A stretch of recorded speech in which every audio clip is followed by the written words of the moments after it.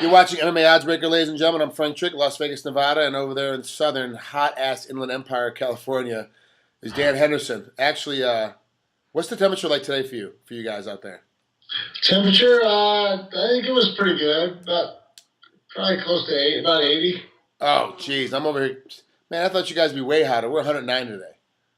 Oh no, Yeah, we're hot today. We we were were we guys. might have got into the 80s a little bit, but not high 80s at all. Yeah, no, we're suffering out here already. It's that time of year now where everyone's gonna get hot all the time. So anyway, how's training camp been?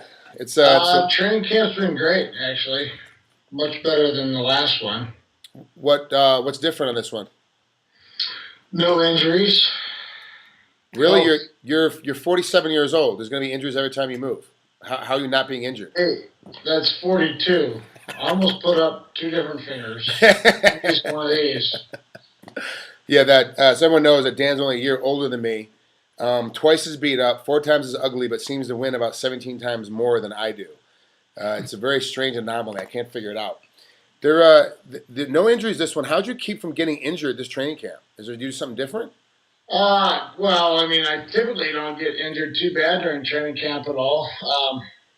You know, the one when I hurt my knee last year, it got re-injured right at the beginning of the last training camp. Pretty good. Oh. So that didn't help at all. And then I screwed up my other ankle.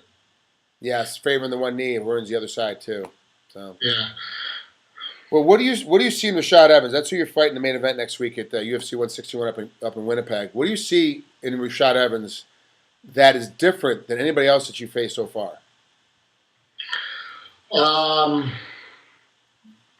Not much other than, he's a better wrestler than most of my opponents have been. Did you bring in any other wrestlers to help counteract that and help train for that? I brought in Jake Burner for a week, and that was great. I mean, he's not an MMA guy whatsoever. Hadn't even given any thought to fighting MMA, but it was great to be able to wrestle with him and have him take me down a lot. How was that? How was Jake Varner's constant pressure? How'd that make you feel? That's old. That's old college days. Like having a guy like Jake on top of you all the time. Well, it was good. I mean,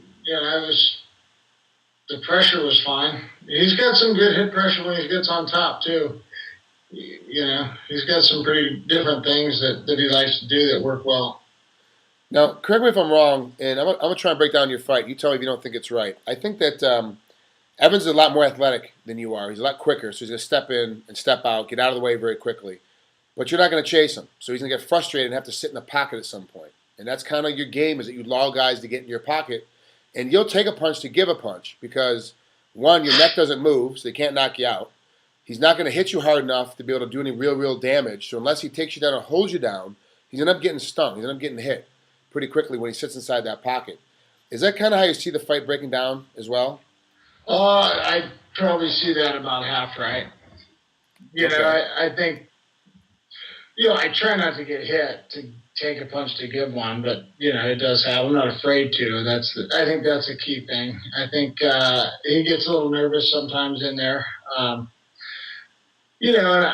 I'm gonna be pressuring him, but not over aggressive where I'm able to get taken down easy. I'm gonna want to make sure I pressure and control the middle and wait for him to kind of come at me a little bit, but still just pressure him and be aggressive, but not to where I'm going to be getting taken down. Who's been handling your strength and conditioning? Because I know in the past a lot of people have said, oh, Henderson's conditioning always hasn't been at the top level, but with a guy like Evans, your conditioning is going to be at its top level because it has to be to able to compete. Who handled your strength and conditioning for this camp?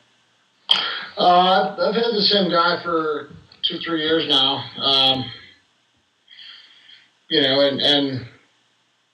I feel like it's pretty damn good, especially to go 3 rounds.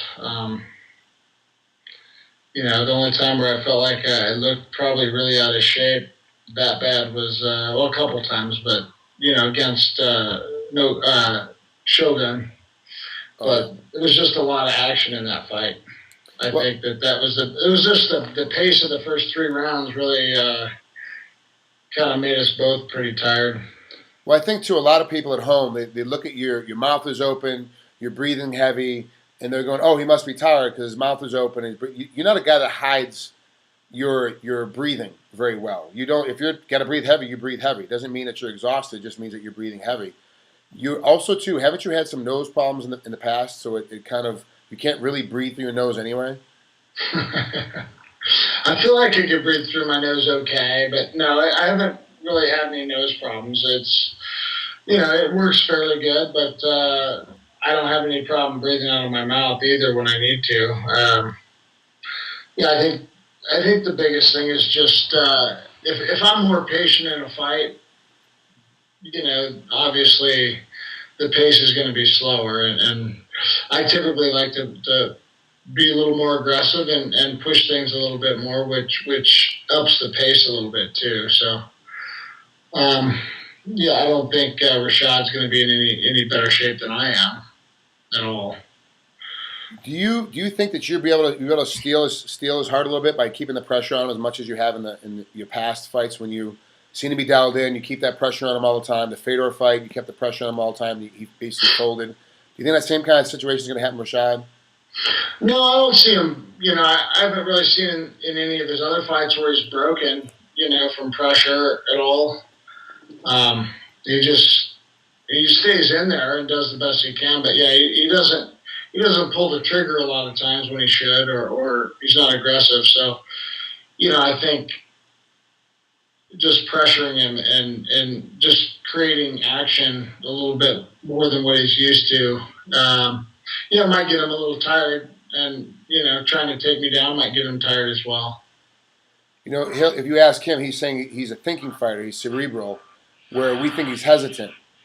Do you really think he's actually trying to figure out his next space? He's thinking, just taking too much time to think about his next sequence of motions, or is he, That or could is he be. really, or is he really? Because you said earlier, he's kind of scared when he gets in the pocket. Like he seems to be scared to throw heavy punches. I wouldn't go as far as saying scared. He's just a little bit shy when it comes to that. He's a little hesitant sometimes, and maybe he's thinking too much. I don't know, but I feel like I have that happen a lot where guys are a little bit shyer when they spar with me or when striking wise, just because the reputation I have, I guess, precedes me. But it's anything can happen in a fight, though. I mean, I'm not discounting the fact that I need to be aware of his striking and his power and his takedowns. Well, let's not forget that even your jab is like a stiff power left hand. You don't throw any timing jabs. You don't throw any range finding punches. Every punch you throw is with bad intentions. So of course your reputation is going to precede you. Because every time you hit somebody, it hurts, whether they block it or not. It stings. So the guy's going to be hesitant against you all the time. But sometimes they're guys that get so hesitant they tend to run from you a little bit. And I kind of feel like the Rashad's going to get in the pocket and get out of the way. Like he's not going to He's not going to stay in there and try and get beat up a little bit. Are you going to have to do a lot more forward pressure, a lot more chasing him down a little bit to make him engage more, or do you think you'll be able to keep the center and just stand there and he'll come to you? No, I think I can pressure him and still stay in the center and just keep a little bit of pressure on. He's not going to run anything close to what Machida did. True. Um, so when I pressure, when I come at him, I need to be aware of not getting taken down and his counter strikes. He's quick and athletic, like you said. So I think it's really got the potential to be a pretty good fight if if the action kind of gets pushed, and it's got the potential to be a pretty boring fight too. Yeah, where it's a lot chasing around. I Yeah, said, and if he takes me down, I mean, and puts me on my back too much, then yeah, that slows it way down. I've told a lot of people and a lot of the other guys on the card that I've interviewed. I said, if Henderson and Evans fight the way they both could make this fight, if they both engage in that kind of fight, you guys are all screwed. And they're like, why? What do you mean? I go, none of you are going to get fight of the night bonus because Dan and Rashad are going to get fight of the night because the way that your fight breaks down, the way that you guys are going to bring the action and how you guys both move, it's going to be a barn burner. No matter what happens, no matter how it goes out, it's going to be a lot of action, a lot of pressuring kind of always on top of you, always pushing back and forth kind of pattern action. It's going to be a lot of space where the guy that's not in good shape is the one that's going to fall apart first. The guy that's mentally weak is going to fall apart first. That's why I'm trying Right. to find out if you think he's like a little gun shy inside or not. Because if you think he is gun shy in there, then you're going to be able to pressure him a lot more, and you're going to make him wear out a lot quicker. And yeah, I don't know. I just think that could be a reason why he's hesitant sometimes to really stand and trade with some guys. But other fights where I think he should be taking the guy down, he doesn't. So um, he's hard. He's kind of a hard guy to figure out what he's going to do or how he's going to come out. But I know what his strengths are, and what dangers he possesses. So those are the things I need to be aware of, and then come up with my game plan and just be thinking about my offense, more about what I'm going to do, not what he can do. Other than Varner, who came in for the wrestling, who else did you use to help you get ready for Rashad? Just mostly my guys in there. Dean Lister has come up a little bit. Emmanuel Newton, a couple days. But that's about it. Mostly my team. How's Saferdine doing? He's doing all right. He hasn't trained in about a week and a half or so, 2 weeks, because of his. It's some weird thing in his hip. Yeah, it's a strange little thing. I couldn't get any real information out of it. It was like a weird, like a hip pointer almost. Kinda. That was Yeah, I don't know. It's just, I guess it was really painful and he couldn't do anything. And so they're telling him they're going to try rehab or PT for about 3 weeks, 4 weeks, and then decide if they're going to do surgery or not. Okay. Well, last question before I let you out of here. How do you think the Tyron Woodley Jake Shields fight is gonna pan out? I'd say that's all Tyron. I think so too. But the one issue I have is when you fought Shields, he changed his game plan up where because you look at his stand up and it's horrible. Shields stand up is just horrible, but he uses it in such a fashion that fits his body type perfectly. Where he just gets inside, grabs a hold of you. Yeah, I mean he's really good at what he does. You got to give him that. He's really good at getting that takedown, and once he's there, he's not going to get off you very easy at all.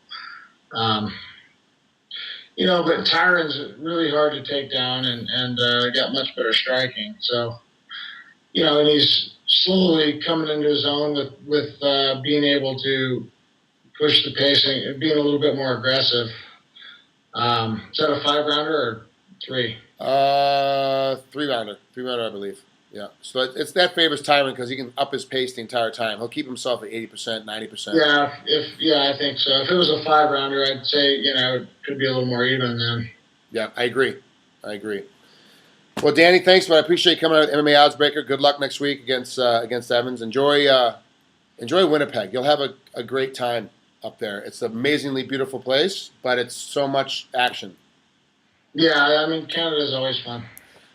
Well, for you, because you're a country boy. You like hunting, you like fishing, you like laid back life. Winnipeg for me was not a hot spot at all. I was like very confused up there. All right, well, take care, Frank. Take care, Dan. Appreciate it, bud. See ya. Have a good one.